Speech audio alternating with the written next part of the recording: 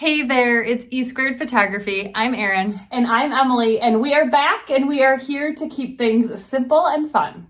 In this video today, we are going to talk all things family photography when it comes to camera settings, what lenses to use, and different things like that. And make sure to stick around until the end because we have something special just for you. By the end of this video today, we hope you have a better understanding of jumping into your next family photo shoot and how to set your camera and maybe what lenses might work best for you. And don't forget, for the best photography tips and tricks, make sure to subscribe to our channel and hit that bell for notifications of future videos. All right, let's start by just talking when it comes to family photography, what our go-to lenses are. So our absolute favorite lenses for family photography would probably have to be our 50mm 1.8 lens. That just is our absolute favorite. That's probably the one we use most commonly. We have also in the past used our 85mm 1.8, and we also like a 35. But if we had to pick one, it would probably be the 50. I really like that.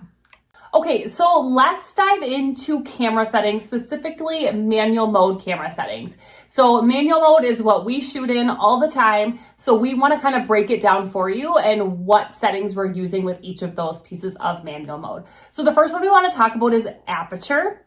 And another word for aperture is f-stop.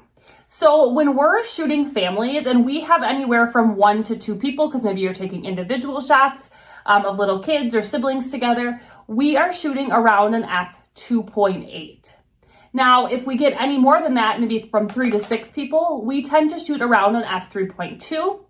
And then any more than 6 people, we start to see ourselves bumping our f-stop, our aperture, up to about an f4 or even higher as the family gets larger and larger.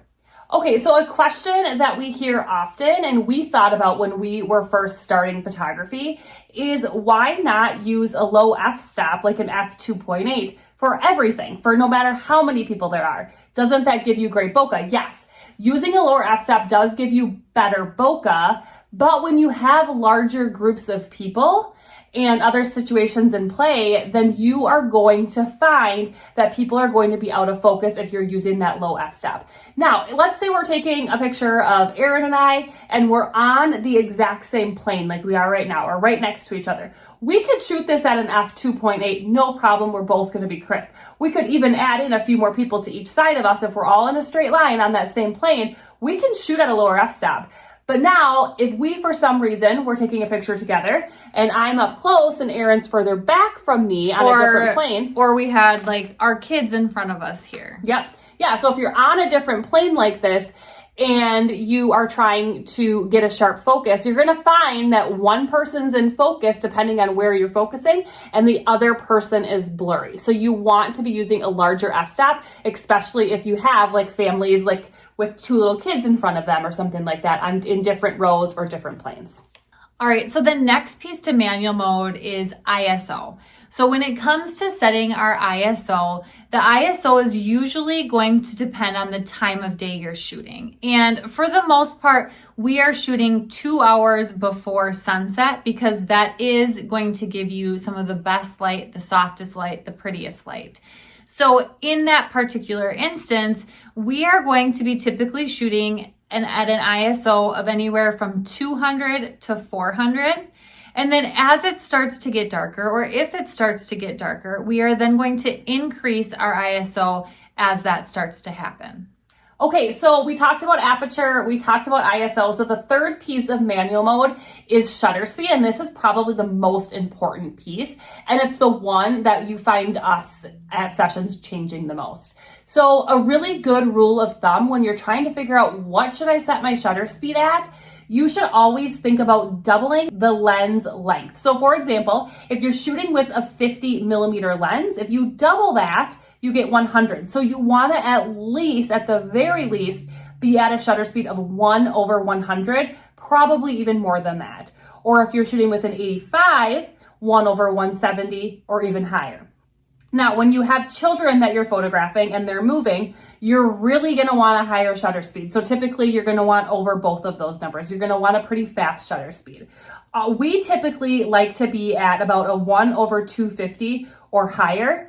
250 is really the lowest we will go, especially when you're photographing little kids because they're moving like crazy. And then if your images, if you're setting your shutter speed to like 1/250, let's say, and your images are getting too dark, maybe it's getting later in the night or whatever it is, and the images start to get too dark with that shutter speed, you want to maybe not lower your shutter speed, which you could do, but you don't want to do that. So you're going to want to look at increasing. Why don't they want to do that? If you do that, then you're going to start getting blurry images, right? As movement happens, the shutter speed being too slow is going to cause blurry images. So instead, keep it at that 1/250 and instead increase your ISO. And then you'll see that that will be better for your exposure. And if you would, just take a second and comment below, what is your biggest struggle when it comes to family photography? All right, so kind of recapping here, the steps that we take as far as camera settings when we get to a family session. So the first thing we do is we set our ISO, and we said if we're shooting 2 hours or so before sunset, we're gonna be at an ISO of anywhere from 200 to 400. The next thing that we do is we set our aperture. And again, that's going to depend on how big the family is. So the lower number of people in the family, the lower the f-stop or aperture number, and then the higher number of people, the higher the f-stop number. Now, we will be honest, as far as aperture goes, we typically keep it at 1 aperture for the entire session. And then the last thing we're looking at is the shutter speed, making sure that that is staying at a 1/250 most of the session, because that's really where we want it, especially when working with a large number of people. And what Erin means about we keep the aperture or the f-stop the same throughout the session, what she means is, let's say for the full family, we need to be shooting at an f3.2. Now, if we go and we do breakouts of like individual kids, we like to just keep it at that 3.2. It's one less thing that we have to think about as far as camera settings, changing, posing, all of those things. We keep it the same. You still get that nice bokeh, right? You're still going to get sharp focus. You're going to get sharper focus than if you decrease the f-stop number. And so one of the biggest reasons we don't change it is, well, one, we don't like to complicate the whole process. We like to keep things simple. But if we went down to an f-stop, let's just say of 2, because let's say we're shooting 1 person and we're just going to be at a really low f-stop because we want that great bokeh. And then we're like, all right, great, let's bring the whole family back together and we want you to do this pose. And they're not on the same plane and they're maybe moving a little bit and it's just kind of whatever, you're posing them again. And you forgot to change your aperture back to the higher f-stop number, well, now you risk having some blurry, out of focus people in that photo.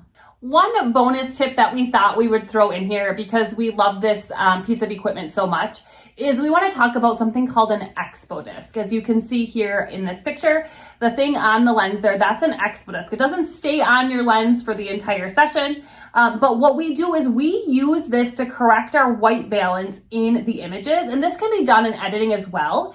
But what we like to do, and we have YouTube videos on the ExpoDisc as well, but what we like to do is with that ExpoDisc, when we're at a new location or there's different light, we just, right before we begin, we take out our ExpoDisc, we set it, and then we have really nice white balance straight out of camera, rather than having really blue or really yellow photos and then getting them into editing and having to tweak all of that then.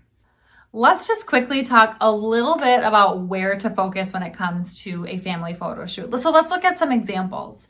So if you look at the photo on the left-hand side, where we would focus in this particular photo would be on one of the eyes of the 2 little girls in front here.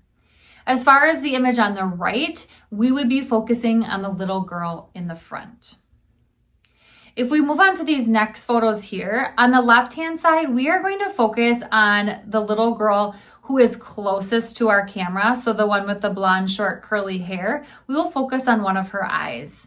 And then as far as the family of 4 here goes, we will focus on the little boy in front. Now, we hope this video was helpful and you took away some important pieces to help make your family photography flow a little easier. All right, so now we said we have something special just for you. We have a free training all about lighting We know that finding the best light and avoiding bad light, having that consistent light is going to make for consistent edits. So we put together a free training all about finding good light, avoiding bad light, and you can find that in the description below.